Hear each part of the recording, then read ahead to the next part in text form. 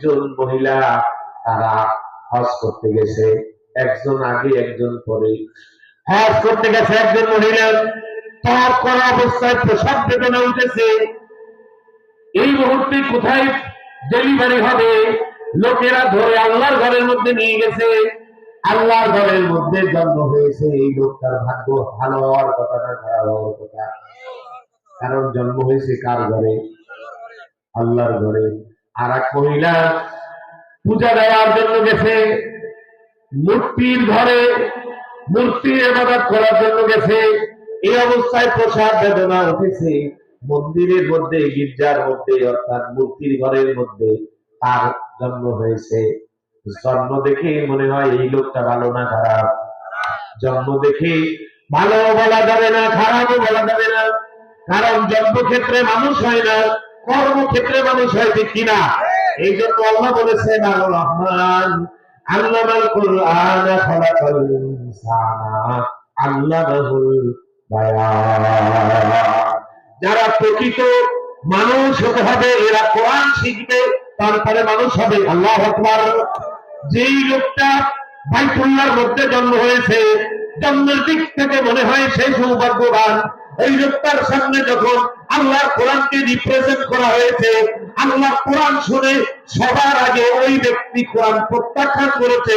এই জন্য যেই লোকটা বাইতুল্লাহর ভেতরে জন্ম হয়েছে, ওই লোকটা আর ইসলাম গ্রহণ করতে পারে নাই। ওই লোকটাকে আমার নবী বলেছে, ফিরআউনু হাযিহিল উম্মতি, এই উম্মতের ফিরআউন। এই লোকটার নাম হলো মিস্টার আবু জেহেল, বলি নাউযুবিল্লাহ। আর যেই লোকটার জন্ম মন্দিরের মধ্যে হয়েছে, ওই লোকটা হলো এই আবু বকর, বলি সুবহানাল্লাহ। তাহলে আবু বকর কোরআন শুনেছে, আবু জেহেলও কোরআন শুনেছে, কিন্তু আবু বকর যেইভাবে কোরআন শুনেছে, আবু জেহেল ওইভাবে কোরআন শুনে নাই, নিতেও পারে নাই, ঠিক কিনা? এই জন্য কোরআন শোনা লাগবে, শোনার ক্ষমতা লাগবে, গ্রহণ করার ক্ষমতা লাগবে, নেওয়ার মতো ক্ষমতা লাগবে, ধারণ করার মতো ক্ষমতা লাগবে। এই ক্ষমতা আবু বকরের ছিল। এই জন্য আবু বকর সাইয়্যিদু হাদিহিল উম্মাহ, আমার নবীর উম্মতের মধ্যে সর্বশ্রেষ্ঠ লিডার, প্রথম শ্রেণীর লিডার, খলিফাতুন নবী সাল্লাল্লাহু আলাইহি সাল্লাম হয়ে গেছে। আল্লাহু আকবার। নবীর উপরে ঈমান আনার কারণে আবু জেহেলকে এত মেরেছে, এত শাস্তি, এত নির্যাতন। আবু বকর বেহুশ হয়ে পড়ে গেছে। মনে হয় আবু বকর বাঁচবে না। আবু বকরকে ডাক্তারের কাছে নেওয়া হয়েছে।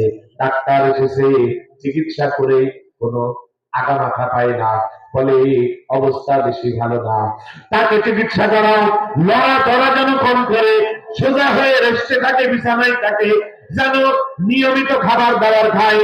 এই কথা বলে যখন ডাক্তার চলে যায়, আবু বকরের হুঁশ এসেছে। আবু বকরের মা আবু বকরের হাতে গ্লাস তুলে দেয়, এক গ্লাস দুধ খাও।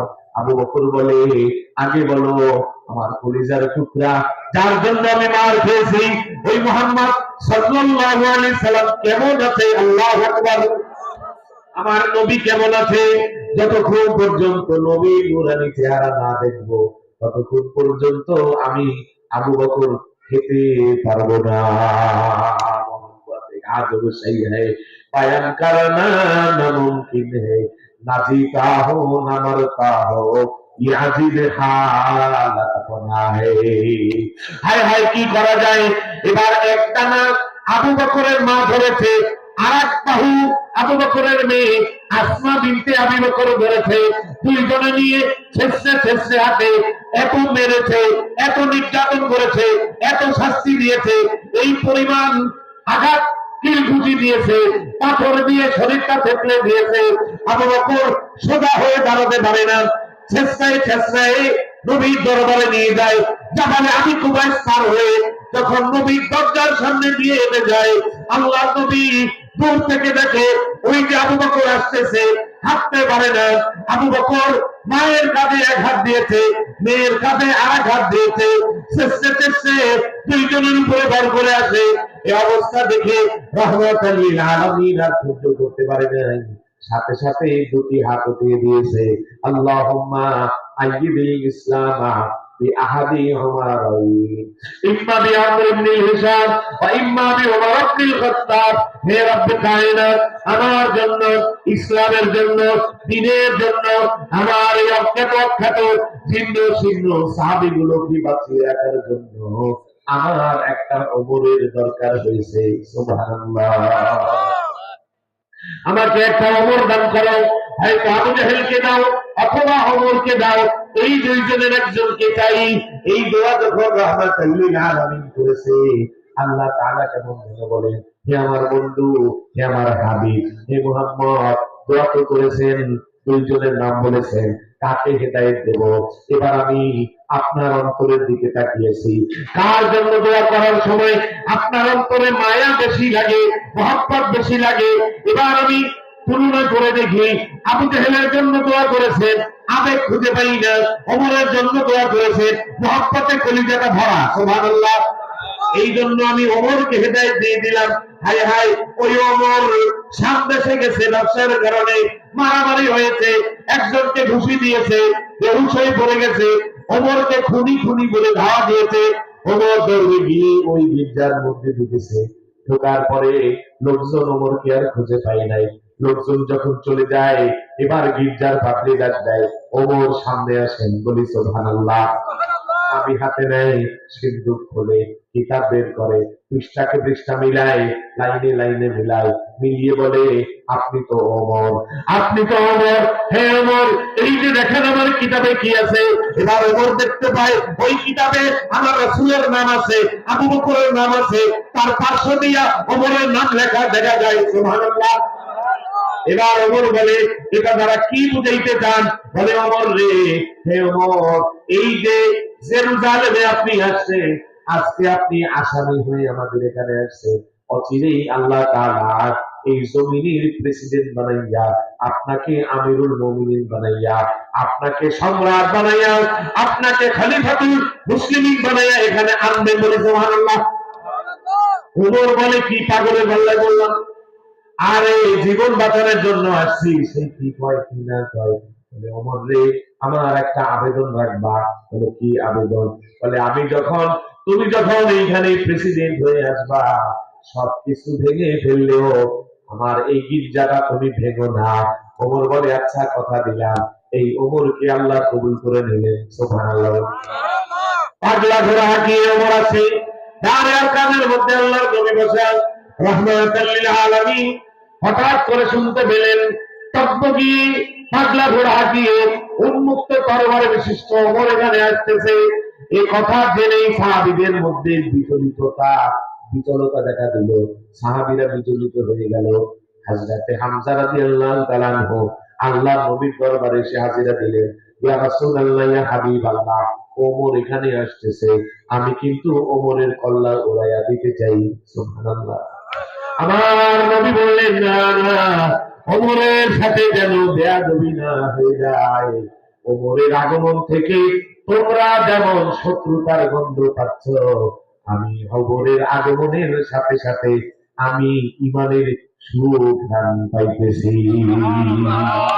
ওমর মুসলমান হয়ে যায় জিবরাইল চলে আসে হে আল্লাহর রাসূল আল্লাহ খুশি ফেরেশতারাও খুশি আরশ খুশি আসমান খুশি জমিন খুশি আমরা সকলেই খুশি আমার নবী বলে জিবরাইল আমিও খুশি আল্লাহু আকবার হায় হায় এই হলো আবু বকর আর ওমর ভাইরা না আমাদের মসজিদগুলো কেমন হয় মসজিদগুলো পাকা দেয়াল পাকা মেঝে পাকা ছাদ পাকা জানালা পাকা সবকিছু পাকা থাকে দরজা পাকা থাকে এই পাকা মসজিদ কিন্তু আমাদের মসজিদগুলো হয়েছে পাকা মসজিদের মধ্যে যে মানুষগুলো নামাজ পড়ি ওই মানুষগুলোর ঈমান হয়েছে কাঁচা ঠিক কিনা হায় হায় সাহাবীদের মসজিদগুলো ছিল কাঁচা দালান কাঁচা বেড়া কাঁচা ছাদ কাঁচা মেঝে কাঁচা খেজুর পাতার চাউনি খেজুর পাতার ডাল দিয়ে কোন রকম মসজিদ নির্মাণ করতো সাহাবীদের মসজিদগুলো ছিল কাঁচা কিন্তু সাহাবীদের ঈমান ছিল পাকা হায় হায় সাহাবীরা মসজিদে নববীর মধ্যে বসে আছে জান্নাতি সাহাবীরা জান্নাতের আঙিনায় অবস্থান করতেছে আমার নবী এখনো আসে নাই দরজার দিকে বারবার ঘুরে ঘুরে তাকায় বারবার তাকায় কখন দরজা খুলবে, নবী রহমাতুল লিল আলামিন বের হবে। আর তাকে দেখলে ক্ষুধাও তো মিটে যায়, সুবহানাল্লাহ, ক্ষুধা মিটে যায়। তাকে দেখলে আর ক্ষুধার্ত মানুষ ক্ষুধার্ত থাকে না। এই অবস্থায় দরজার দিকে তাকিয়েছে, হঠাৎ করে রহমাতুল লিল আলামিন দরজা খুলে বের হয়েছে। নবীকে দেখে সাহাবীরা খুশিতে বাগবাগ হয়ে গেছে। অন্ধকার মসজিদটা নবীর আলোতে আলোকিত হয়ে গেছে। আমার নবী হেঁটে হেঁটে মসজিদে নববী মেম্বারে এসে দাঁড়িয়েছে। ডাক দিয়েছে আবু বকর, লাব্বাইক ওয়া সাদাইক, সামনে আসো। আবু বকর সামনে আসছে। ডাক দিয়েছে ওমর, লাব্বাইক ওয়া সাদাইক, ওমর সামনে আসছে। ডান দিকে আবু বকর, বাম দিকে ওমর। এবার আমার নবী সাল্লাল্লাহু আলাইহি সাল্লাম ডাক দেয়, সাহাবীরা দেখো আমাদেরকে কেমন দেখা যায়? বলে অনেক সুন্দর দেখা যায়।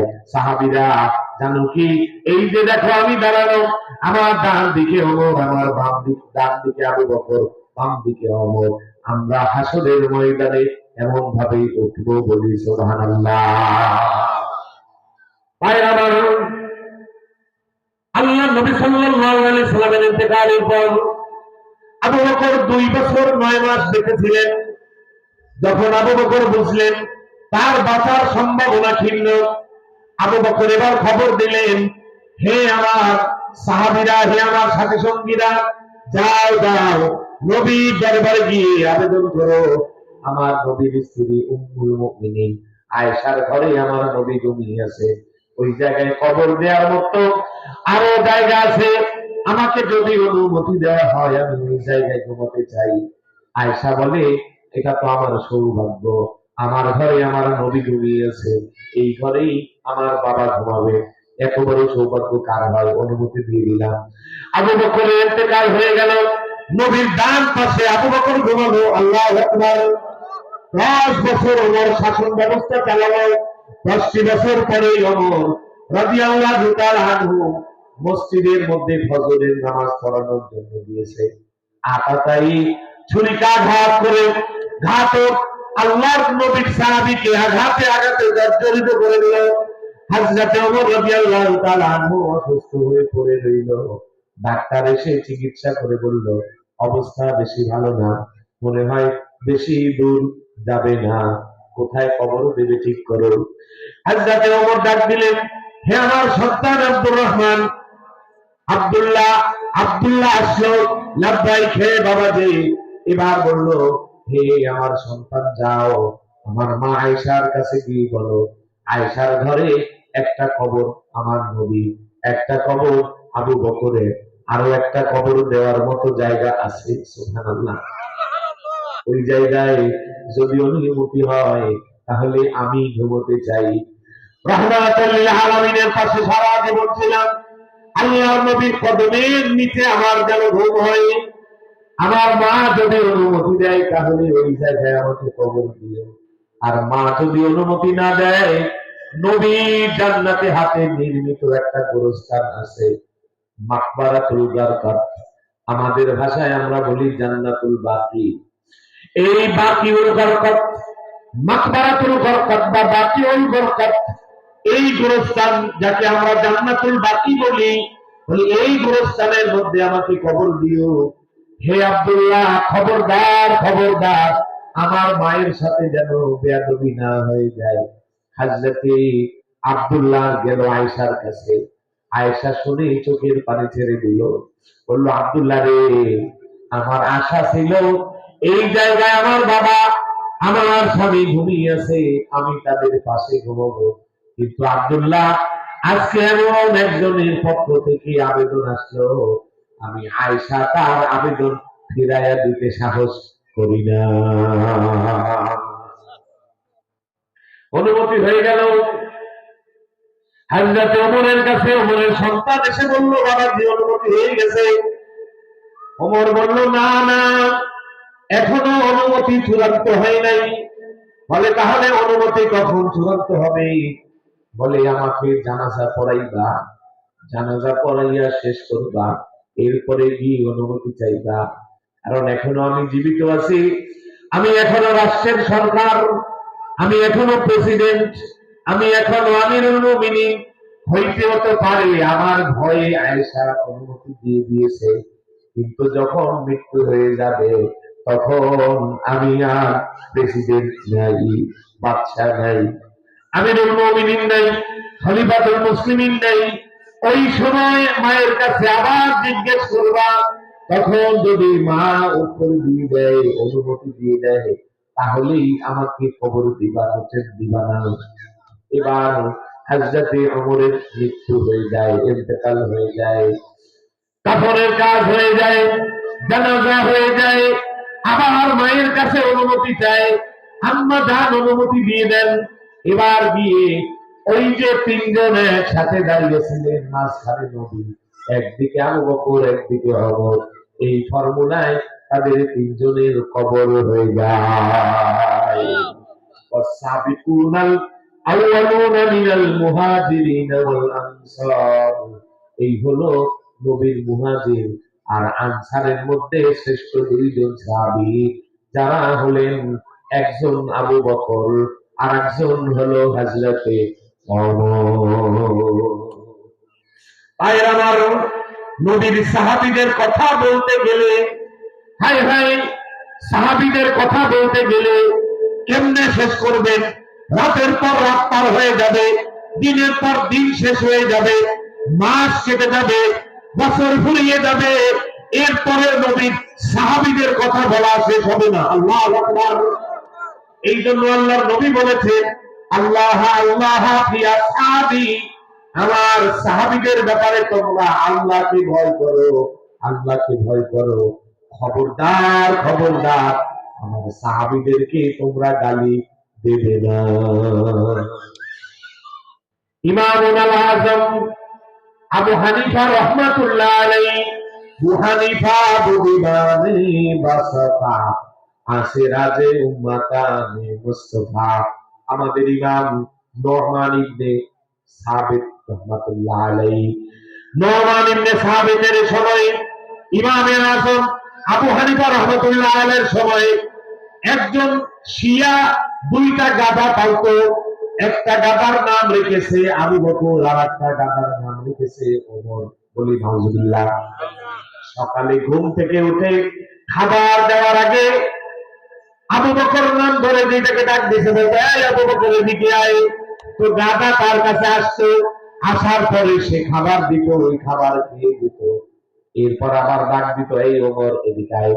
ওমর নামক গাধাটা আসতো, তাকে খাবার দিত, সে খেয়ে চলে যেত। ইমামে আযম নোমান ইবনে সাবিত আবু হানিফা রাহমাতুল্লাহ আলাইহির কাছে একদিন খবর এলো যে ওই দুইটা গাধা, যার নাম ওই শিয়া লোকটা রেখেছিল আবু বকর আর ওমর, ওর মধ্যে একটা গাধা তারে এমন লাথি দিছে, এক লাথি খেয়ে ইন্না লিল্লাহি ওয়া ইন্না ইলাইহি রাজিউন। এবার ইমামে আযম আবু হানিফা রাহমাতুল্লাহ আলাইহি বলেন, খবর দিয়ে দেখো, যেই গাধাটা তাকে লাঠি দিয়ে মেরে ফেলেছে, ওই গাধাটা অবশ্যই যেটার নাম রাখছিল ওমর, ওইটাই মারছে। সুবহানাল্লাহ। গিয়ে দেখে খবর ওইটাই, যার নাম ওমর রেখেছে, ওমরের মেজাজ ছিল গরম, ওমর ছিলেন জালালি আর আবু বকর ছিলেন জামানি।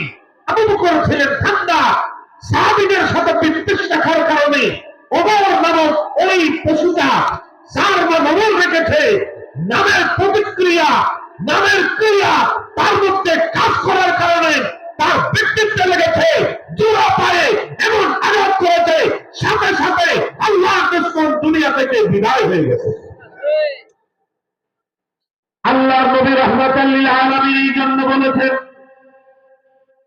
ফামান আহাব্বাহুম ফাবিহুব্বি আহাব্বাহুম, আমার সাহাবীদেরকে যারা মহব্বত করে, ভালোবাসে, ফাবিহুব্বি আহাব্বাহুম, বুঝতে হবে তারা আমি নবীকে ভালোবাসে। जहां तक है रुबूबियत खुदा का, जहां तक है रुबूबियत खुदा का, वहां तक नबूवत है मुस्तफा का। हुब्बे रसूल में हुब्बे खुदा है, कुल कुंतुम तुहिब्बूना गवाह है। शरीयत हो तरीकत हो तमामी हकीकत में मुहम्मद का गुलामी যদি মুহাম্মদ সাল্লাল্লাহু আলাইহি সাল্লামের গোলাম হওয়া যায়, গোলাম হতে হয়, নবীর সাথে মহব্বত রাখতে হয়, নবীর তরিকা ধারক বাহক হতে হয়, নবীর তরিকার উপরে চলতে হয়, তাহলে অবশ্যই নবীর সাহাবীদের অনুকরণ করতে হবে, ঠিক কিনা? আরে সাহাবী তো এমন, শর্ট করে দিচ্ছি, লম্বা হাদিস, সাহাবী তো এমন কালো সাহাবী, দেখতে সুন্দর না, এপরে ভেতরে চেহারা, এই সাহাবীকে কেউ মেয়ে দেয় না। নবীর দরবারে বসে বসে শুধু কাঁদে। আল্লাহ নবী ডাক দিয়েছেন, সাহাবী তুমি কেন এইভাবে কাঁদো, কি হয়েছে? বলে ইয়া রাসূলুল্লাহ, হাবিবাল্লাহ, আল্লাহ জাহান্নামের ভয়ে আমি আমার কান্না ধরে রাখতে পারি না। বলে জাহান্নামকে ভয় পাও, তুমি কি আমার রক্তে ভেজা ইসলাম এখনো মেনে নাও নাই? আসলামতু ক্বাবলা আন আজলিসা ফি হাযাল মাজলিসি বিসামানিয়াতি আশহুরিন, ইয়া রাসূলুল্লাহ, ইয়া হাবিবাল্লাহ, এই মজলিসে বসা 8 মাস আগে আমি মুসলমান হয়ে গেছি, তাহলে তুমি কেন কাঁদো? মুসলমান তো হয়ে গেছো। বলে ইয়া রাসূলুল্লাহ, ইয়া হাবিবাল্লাহ, আপনি বলেছেন আন নিকাহু মিন সুন্নতি, আন নিকাহু মিন সুন্নতি, বিবাহ করা আপনার সুন্নাত, মান রাগিবা আন সুন্নতি ফালাইসা মিন্নি, যে ব্যক্তি আপনার সুন্নাত থেকে মুখ ফিরিয়ে নেবে সে আপনার উম্মত হতে পারে না। এই হাদিস যেদিন শুনেছি বিয়ের জন্য দাঁড়ে দাঁড়ে খুঁজেছি, কিন্তু আমি এতিম অসহায়, আমার অর্থ করি নাই, আমার টাকা পয়সা নাই, এই জন্য আমাকে কেউ মেয়ে দেয় না। এই অবস্থায় বিয়ে খারাপ মরে গেলে কি হবে? আল্লাহ যদি জিজ্ঞেস করে তুমি বিয়ে করলে না কেন, এইটা তো নবীর সুন্নাত ছিল, তাহলে আমি আল্লাহর কাছে কি জবাব দিব? এই টেনশনে আমার ঘুম হয় না, কান্না চলে আসে। বললেন সাহাবী রে, আমি তোমার বিয়ের ব্যবস্থার দায়িত্ব নিলাম, বলি সুবহানাল্লাহ। এর মধ্যে এসেছে ওই সময়ের মদিনার মধ্যে শ্রেষ্ঠ ধনীদের একজন আবু আমের আল কারশি, তার কাছেই চিঠি লিখে দিলেন। ওই চিঠি হযরতি সাদ সাহাবী এই কালো সাহাবীর হাতে চিঠি রিসিভ করে ধরিয়ে দিলেন, আর বললেন যাও, আবু আমের আল কারশি, তার আব্দুল ওয়াহাব আল কারশি, তার একটা মেয়ে আছে, ওই মেয়ে এত সুন্দরী যে তাকে হুরে মদিনা বলা হয়, ওই মেয়েটাকে তুমি বিয়ে করবে। আমি বিয়ে পড়িয়ে দিলাম। আর তিনি লিখলেন জাওয়াজানি রাসূলুল্লাহ সাল্লাল্লাহু আলাইহি সাল্লাম ফাতাতাত, আপনার মেয়েকে আল্লাহর নবী আমার সাথে বিয়ে পড়িয়ে দিয়েছে। এই কথা বলার জন্য বললেন যাও, তার বাড়িতে যাও। এবার কোটিপতি তার বাড়িতে সাহাবী গিয়ে দাঁড়ালো। সাহাবী গিয়ে দাঁড়িয়ে দরজায় কড়াঘাত করলো। আল্লাহর নবী আগেই বলেছেন ফাকরাই বাবা তার আমরাকিকা, তুমি কি আস্তে করে ডাক দেবে, জোরে সরে তাকে ডিস্টার্ব করে ডাক দেবে না, গিয়ে বলবে না এই বাড়ি আসো, এইভাবে না, বরং মৃদু হস্তে ডাক দেবে। আস্তে করে ডাক দিলেন। আস্তে করে ডাক দেওয়ার পরে এবার তিনি দরজা খুললেন, মেয়ের বাবা দরজা খুললেন। দরজা খোলার পর বললেন জাওয়াজানি রাসূলুল্লাহি সাল্লাল্লাহু আলাইহি ওয়াসাল্লাম ফাতাতাত, তোমার মেয়েকে আমার নবী আমার সাথে বিয়ে দিয়ে দিয়েছে।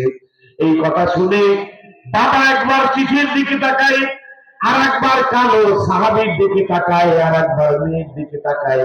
মেয়ে তো পর্দার আড়ালে আছে।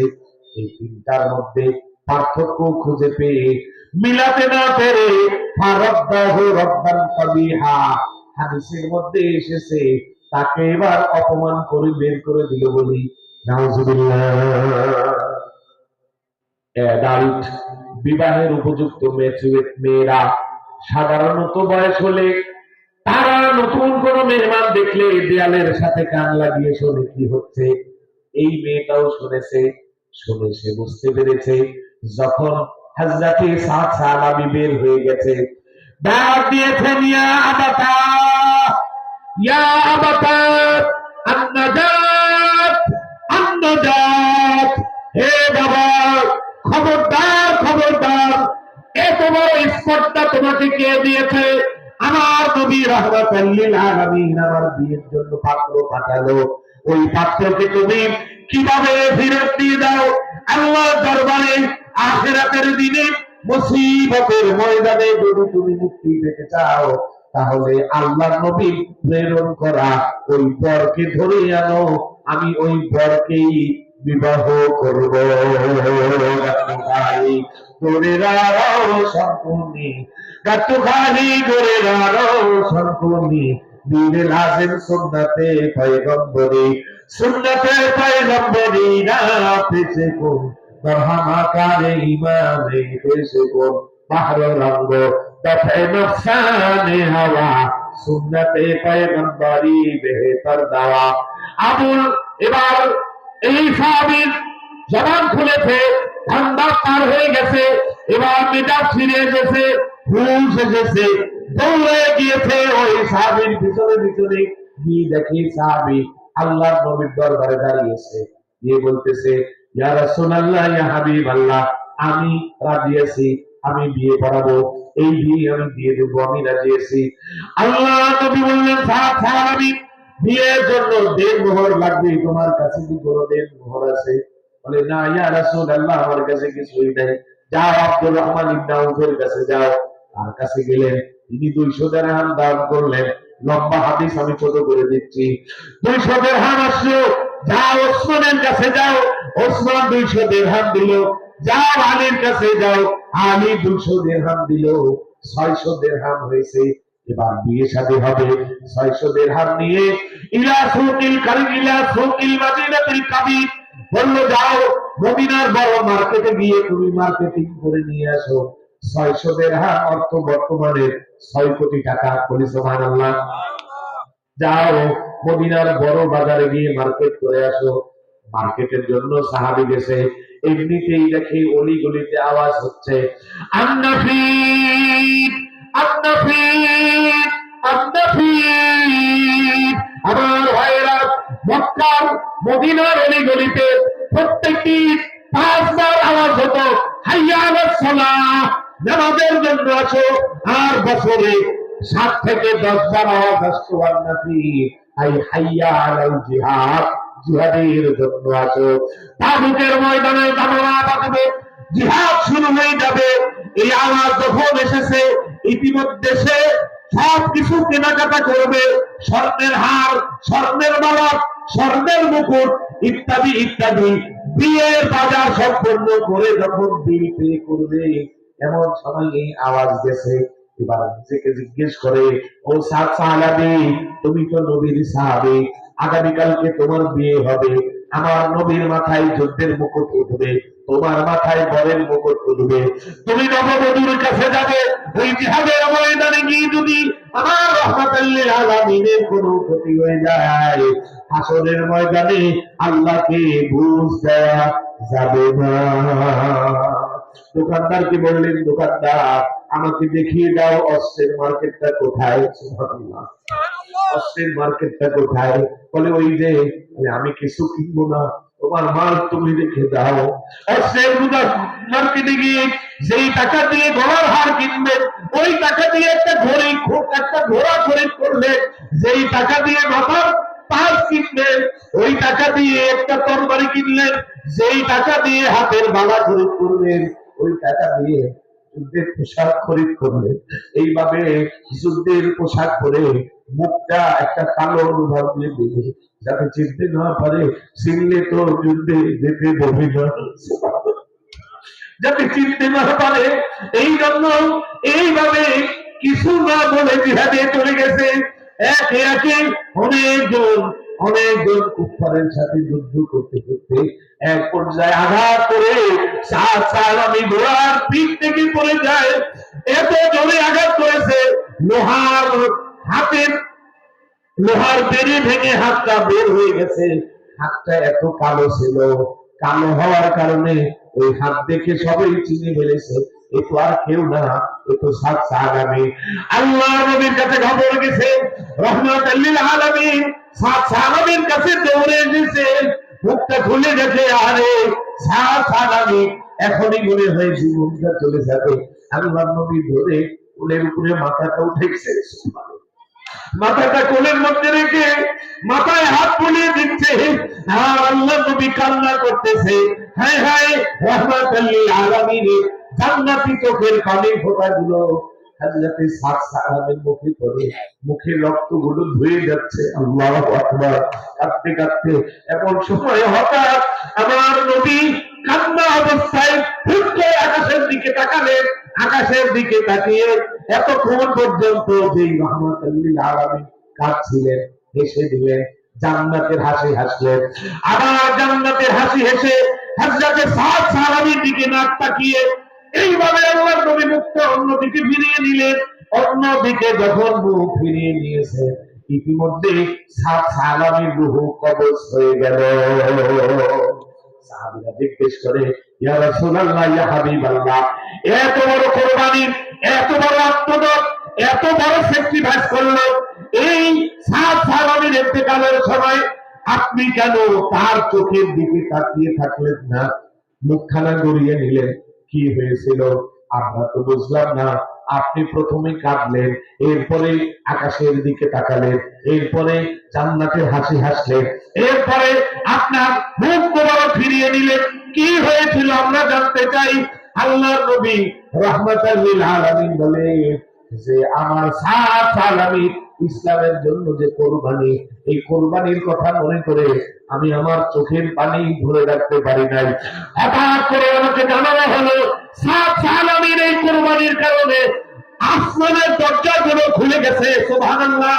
মুনতাজের গাছ কানে শাস্তাম সোরে তো, মুনতাজের গাছ কানে শাস্তাম সোরে তো, আমার আবার এলো মায়াম। আয় হায়, জান্নাতের ফেরেশতারা আত্মা জান্নাতের দরজা খুলে দিয়েছে, জান্নাতের ফেরেশতারা আসমানের দরজা খুলে দিয়েছে। কার আগে কি হযরত সাদ সাহাবীর রূহ রিসিভ করে জান্নাতের ফুলের মালা পরাইয়া, জান্নাতের কাফন পরাইয়া ইলিনের মধ্যে নিয়ে যাবে। এই জন্য তারা প্রতিযোগিতা করেছিল। একটা জান্নাতের ভূত এমন জোরে দৌড় দিয়েছে, তার মাথার ওড়নাটা পড়ে গেছে। আমি তার দিকে তাকাবো না, কারণ এটা তো সাদ সাহাবীর জন্য বরাদ্দকৃত। এই জন্য আমি মুখ ফিরিয়ে নিয়েছি। হায় হায়, এবার রক্ত মাখা পোশাকটা খুলে একটা প্যাকেট ধরে বললেন, যাও এই প্যাকেটটা আমর ইবনুল ওয়াহাব আল কারশির বাড়িতে পৌঁছে দাও, আর তাকে গিয়ে বলো তার মেয়ের চাইতে কোটি গুণ সুন্দরীর সাথে আমার আল্লাহ আমার সাদকে জান্নাতের মধ্যে দিয়ে পড়িয়ে দিয়েছে। ওয়াসাবিকুনাল আউয়ালুনা মিনাল মুহাজিরিনা ওয়াল আনসার। এই হলো আমার নবীর সাহাবীদের কুরবানি বলি। সুবহানাল্লাহ। ফামান হাত্তাহুম ফাবিহুব্বি আহাব্বাহুম। সুতরাং যারা সাহাবীদেরকে ভালোবাসে, বুঝতে হবে নবীকে ভালোবাসার কারণেই সাহাবীদেরকে ভালোবাসে, ঠিক কিনা? ফামান আবগাদাহুম ফাবিবুগুদি আবগাদাহুম। আর যারা সাহাবীদের সাথে বিদ্বেষ রাখে, সাহাবীদের ঘৃণা করে, বুঝতে হবে প্রকান্তরে ওরা আমার নবীর সাথে শত্রুতা পোষণ করে, ঠিক কিনা? এই জন্য নবী এবং সাহাবীকে ভালোবাসবো, তাদের ভেষে ভেষ ধরবো, তাদের দেখানো পথ অনুযায়ী চলবো, তাদেরকে দিনের সত্যের মাপকাঠি জানবো, তাদের পদাঙ্ক অনুকরণ করব। আল্লাহ বলেন, আমিনু কামা আমানান নাস, তোমরা ঈমান আনো যেমনি করে আমার সাহাবীরা ঈমান এনেছে। বলি সুবহানাল্লাহ। উলাইকা নামতাহানাল্লাহু কুলুবাহুম বিল ঈমান।